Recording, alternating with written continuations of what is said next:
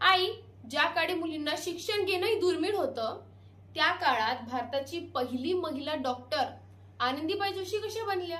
बघ, आनंदीबाई जोशी यांचा जन्म महाराष्ट्रातील कल्याण येथे 31 मार्च 1865 मध्ये झाला.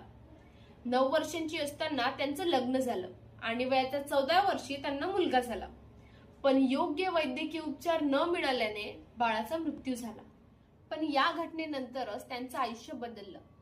त्यांनी ठरवलं, भारतातील महिलांना योग्य उपचार मिळावा म्हणून आपण डॉक्टर व्हायचं. समाजाचा विरोध, टीका आणि अडचणी असूनही त्या अमेरिकेत गेल्या आणि वैद्यकीय शिक्षण पूर्ण केलं आणि भारताच्या पहिल्या महिला डॉक्टर बनल्या. त्यांनी लाखो मुलींसाठी नवे दरवाजे उघडले.